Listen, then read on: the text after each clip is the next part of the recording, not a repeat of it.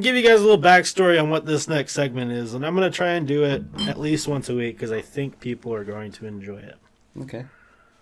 So the backstory is I have a friend that lives in Colorado, and she works at a sex shop.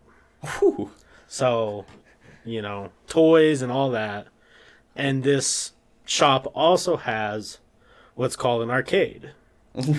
And what the arcade is like like in movies where you go back there and you go in like a stall and you can put money in there and there's porn playing. Damn, it's like the good old fashioned times. Good old days. And like people obviously go back there with other people and you know. This is Right. So, with that being said, this new segment I'm calling the Sex Shop Chronicles. I think it's a good title. Yeah. And what it is she has told me some of the most wild fucking stories, and I'm like, you need to make like a YouTube or do something with these because people will want to hear this. Yeah. And doesn't want to. Don't know why. You probably should if you're listening. Thanks for the fucking help, though. Yeah. So I'm gonna get the stories from her, and then I'm gonna tell them. Now I want to preface by saying that not all these stories are funny. This first one I'm starting off with is not funny necessarily. It is fucked up. I'm stoked, man. This is a good segment. Yeah. I'm a big fan of what it is. So I'm going to jump right into it. Sex Shop Chronicles, Episode 1. Damn. For your ass. I'm going to read it just as I had her type me up the story. So I was having a pretty normal night. We were pretty slow because of the holidays, so most of the customers that were coming in were regulars.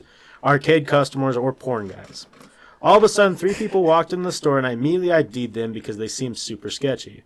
This is when I realized that the 3 of these people were related in some way. From the age difference, I assumed it was a mother, father, and a son.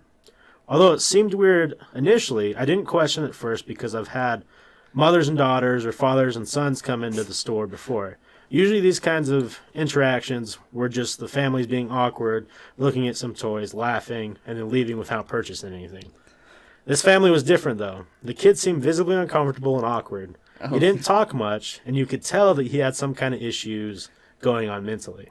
This is when the parents started to comfort the kid. The mom kept saying things like, "It's okay, sweetie, and everything will be all right. You just have to relax." They looked around the store for about 10 minutes before finally coming up to the counter to buy lube and condoms.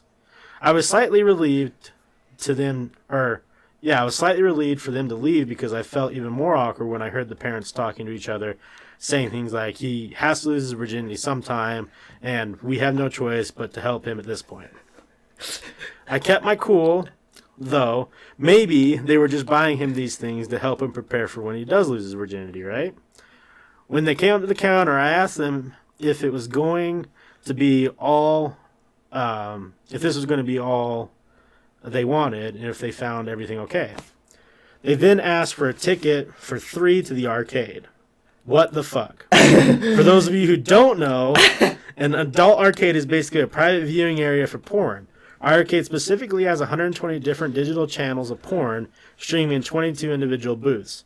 We have 6 different booths with glory holes, and we used to have a window booth that had since been boarded up because it was too much of a hassle to clean for our janitors. Oh, no! Our arcade specifically attracts mostly gay males or guys who are on the DL who want to suck a dick without their wife knowing. Anyway, it was really hard for me to not show how visibly uncomfortable I was with the whole transaction. I asked if they wanted 3 separate tickets, or all 3 on the same ticket, still holding out hope that this was some weird way to prepare the kid to lose his virginity. My heart literally dropped when they said the same ticket. I finished the transaction, buzzed them back into the arcade, and watched the cameras horrified as 3 of them walked into the same booth together. They bought about 2.5 hours worth of time back there, so I had a couple of my regular arcade guys go back and check to see if they heard anything strange going on in the booth. One came back and said, "All I hear is porn and this couple in the booth fucking."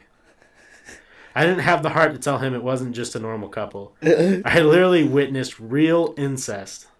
Thankfully, my shift ended before the time was up because I don't think I could look these people in the face knowing what had just happened. I almost wanted to tell someone in our corporate office or call the police, but our company is fucked up when it comes to arcade business. It's the biggest moneymaker in the company, and they don't want to risk having it shut down for something that we can't prove Prove without a reasonable doubt. What? Fucking good parents, am I right? Oh no! Oh no! Salty said this story should be called I Don't Think We're in Alabama Anymore. Sweet home. God. So you guys can expect more stories like this. From my understanding, she's had tons of them. One that I'm looking forward to getting all the details on, I'll give you a little teaser, is a gentleman who purchased one of those $3,000 sex toys Yeah. and then brought it back and lit it on fire and cut it up. What? I'm excited for that whole story because that'll be a good one. Damn, I need a new job. Right? Do you need help back there, man? Don't worry, I'll go take care of your son. Do you know what I would do, though? Every single purchase, I would have one of those, like, rubber fists. Just to make everyone, give me nucks. You like grabbing nucks. Just every time they leave, good purchase. Pound it, bro. But I didn't want to say it. I was trying to avoid saying it.